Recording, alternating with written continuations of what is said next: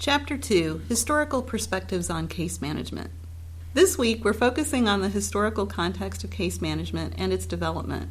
We'll consider 4 perspectives that have shaped case management over the past 40 years. Case management as a process, client involvement, the role of the helper, and utilization review and cost-benefit analysis. We also will consider the changes that have occurred over time to influence modern-day case management. Deinstitutionalization also figures prominently in the development of case management. During the deinstitutionalization movement, individuals were moved from institutional settings such as state-run schools or institutions and into community-based settings such as halfway houses, group homes, family homes, and supported living in individual settings. Responsibility, continuity, and accountability are the key elements for success in deinstitutionalization. Responsibility means that one person or team assesses the client's problem and then plans accordingly, creating a clear linkage among a network of services that's accountable for supporting the client. Continuity coincides with planning. With continuity, there are no breaks in service provision from initial intake to service provision to termination to aftercare. Accountability means that the client is never lost in the system.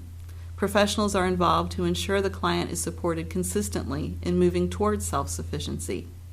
Case management, then, is a series of logical steps with a clear-cut process to ensure service delivery occurs in an orderly fashion.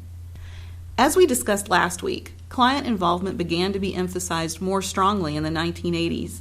We saw a shift from the titles used to describe workers who perform case management. Today, a variety of job titles may encompass the work of case management.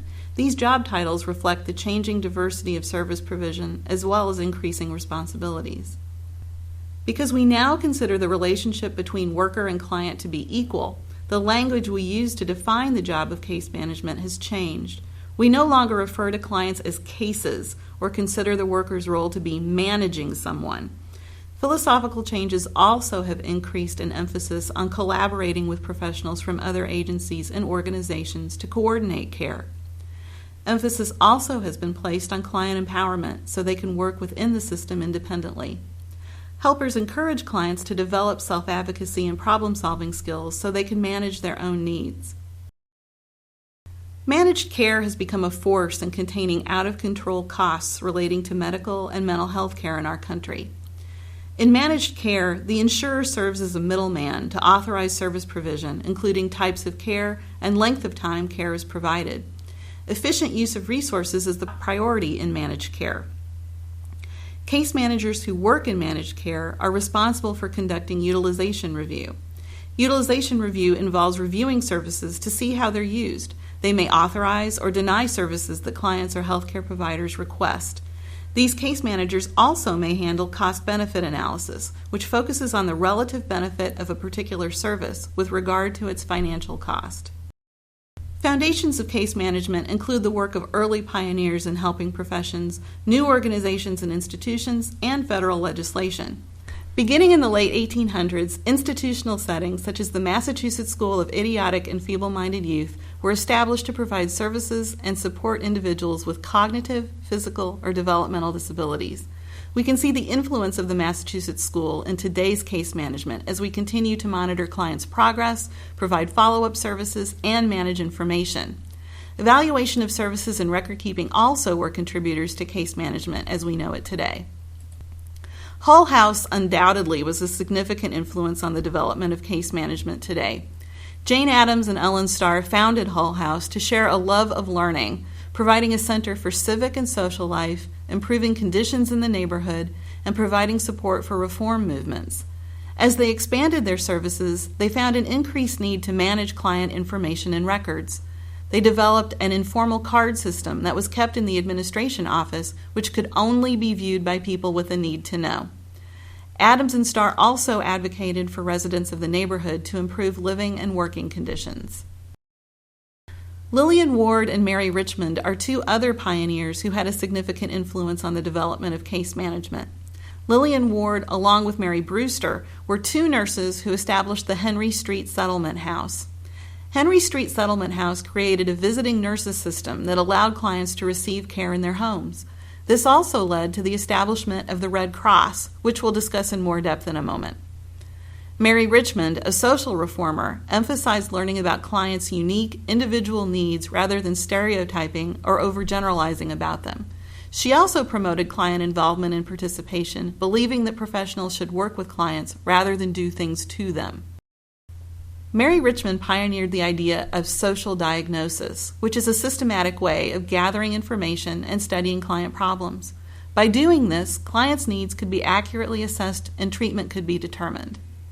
During the early part of the 20th century, the American Red Cross and the Home Service Corps contributed significantly to the field of case management. For example, the American Red Cross used a casework approach as early as 1911 during the Mexican Civil War to help address individuals' problems and psychological needs.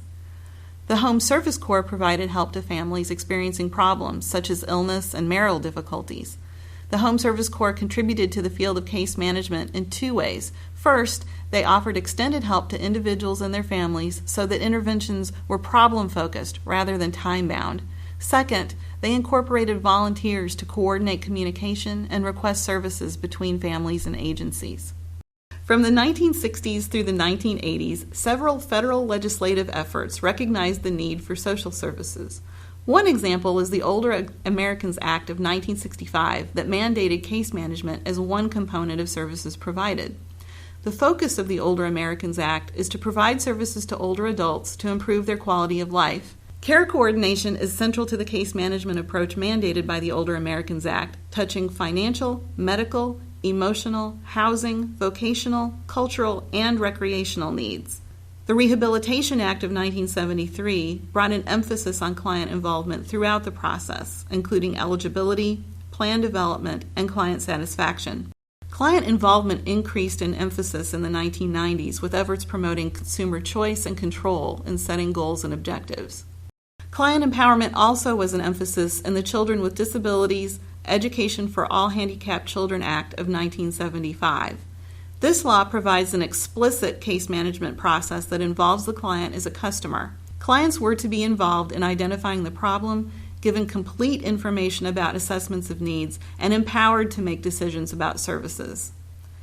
The Family Support Act of 1988, also known as the Personal Responsibility and Work Opportunity Act, had a specific goal of increasing the economic self-sufficiency of families receiving aid to families of dependent children, or AFDC. AFDC was replaced by this act in 1996. The act ensured that case management was applied as services were provided to those who were eligible. Case managers became key to carrying out this law because they developed and coordinated the service plans that moved families from welfare to work. During the 1980s, our society witnessed the development of managed care. With this new model of healthcare came an increased need for case managers. 3 models of managed care have emerged in an attempt to maintain costs and ensure quality of service delivery.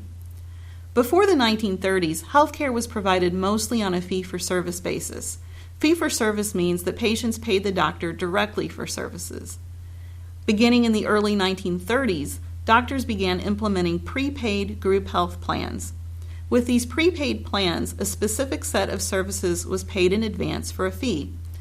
This type of prepaid plan was common until the 1970s when the Health Maintenance Organization Act of 1973 was passed. This act opened the door for more managed care plans to develop and serve more patients. Although originally intended to control costs and improve quality, the reverse has happened. Managed care is now widely regarded as having raised healthcare costs and decreased quality of physical and mental health care. In managed care, prepayment is used rather than fee-for-service. Insurers negotiate specific, limited services that are guaranteed to be covered within that prepayment amount. Managed care may offer different payment plans, such as prepayment and negotiated discounts. It also can implement policies that will restrict clients' access to physicians and other health professionals, such as specialists or therapies. There are 3 types or models of managed care: the Health Maintenance Organization, the Preferred Provider Organization, and the Point of Service option. The first model, the Health Maintenance Organization, or HMO, combines service delivery and financing into one system. It is the most structured and controlled of the models. Benefits of HMOs include constantly monitoring the services available, as well as their costs. Part of this means that providers must give a rationale for recommending health services, and their rates for providing these services are monitored. Spending on the client or patient side also is monitored because they can only receive services from professionals within the plan. Pre-authorizations may be required for services, and HMOs can control utilization and efficiency of service delivery. The significant downsides of HMOs include restrictions on patients' or clients' choice and use of providers. As a result of patient demands for more freedom of choice, the other two managed care models emerged. The second model of managed care, the Preferred Provider Organization, or PPO, allows a little more flexibility for consumers by allowing service delivery outside of the network, but with fewer benefits.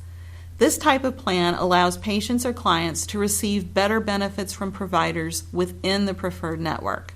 The third option in managed care is the Point of Service, or POS plan. The POS plan also offers more flexibility to the consumer than the HMO or PPO, but requires higher premiums, deductibles, and percentages of medical fees from the consumer. Out-of-plan providers can be used, but generally with reduced coverage. Healthcare costs have been a long-standing concern, and in addressing that concern, managed care has advantages and disadvantages. Advocacy efforts, such as the Patient Bill of Rights developed by the 9 professional associations involved in mental health care, have evolved in response to frustrations with managed care. The Patient Bill of Rights is outlined on page 63 of the text. In addition, the professionalization of the case management function continues to expand its definition and roles and responsibilities. The Case Management Society of America is one example of an organization dedicated to development of professional case management, particularly within managed care. Numerous other organizations and associations offer state and national level certifications to emphasize quality and accountability in case management.